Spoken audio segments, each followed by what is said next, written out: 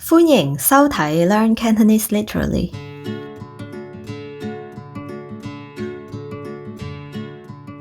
今日我哋講下廣東話句尾詞掛嘅用法。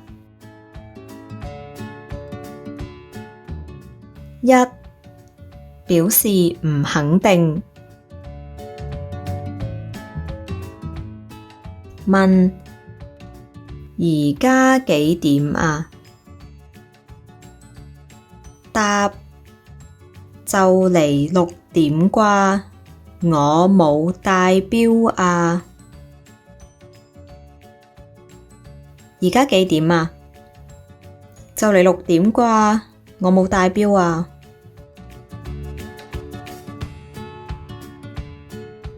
問點解佢唔覆我 message 嘅？答我點知啫，人哋忙緊啩。點解佢唔覆我 message 嘅？我點知啫，人哋忙緊啩。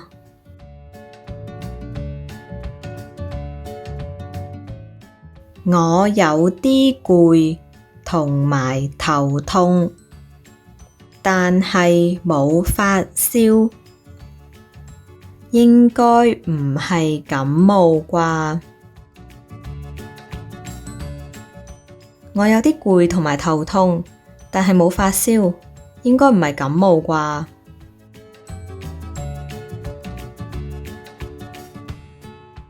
二、表示難以置信，唔係啩？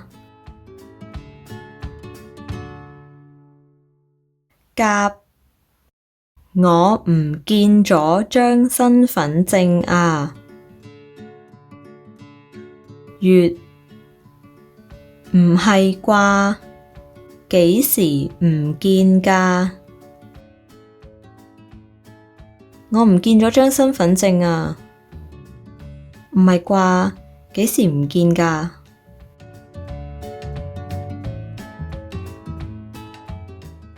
甲你想買嗰個模型已經賣晒啦。乙唔係啩？尋日我仲見到有㗎。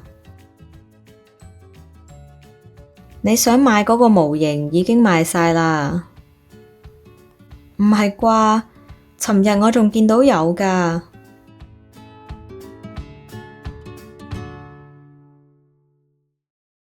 佢講啲嘢咁假，你唔會咁都信啩？佢講啲嘢咁假，你唔會咁都信啩？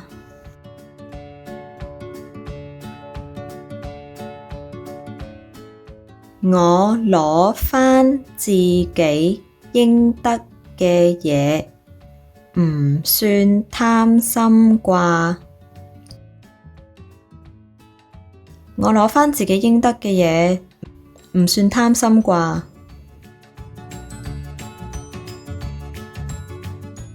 而家對於掛嘅用法，大家有冇明咗多啲呢？